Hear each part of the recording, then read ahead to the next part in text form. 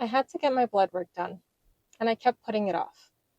Not because of the needle, not because it would hurt, but because I was scared of what I might find.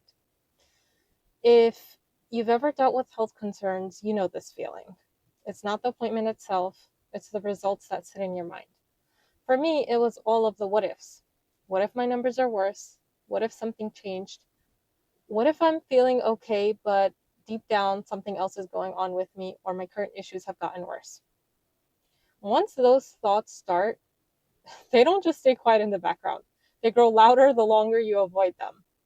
I had been putting this off for a few months now, so I figured it was time to go and get it over with. But I realized that this one big problematic thing about me is I don't let my mind rest when something is pending. If there's something important that I need to do, especially if it's something uncertain like blood work and lab results and all of that, it just sits there in the back of my mind all day long, for weeks, for months, until I actually do it.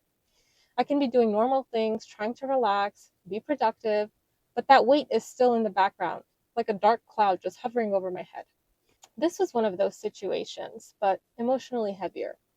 I know I shouldn't let external circumstances control my peace like that. Your happiness shouldn't be dependent on what's happening around you. But at the same time, I think it's important to be honest. When it comes to your health, it's not something you can just ignore and pretend doesn't matter. It does affect you, so that anxiety is real. I had to step back and remind myself of something bigger. Avoiding it wasn't going to change anything at all. Whatever the results are going to be, they're already written. No delay, no avoidance, no amount of overthinking was going to change that outcome. That's where tawakkul comes in.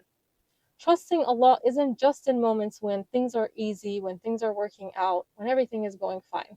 It's when you're scared of what you might find out, when you don't feel ready for an answer, but you still show up anyway. And even in that, I had to remind myself, Alhamdulillah, I have the ability to go to the doctor. I have the ability to get checked. I have access to healthcare. I can take action. I can figure out what's going on, try to do whatever I can to fix it, and leave the rest up to Allah. All we can do is give it our best and leave the rest up to Him.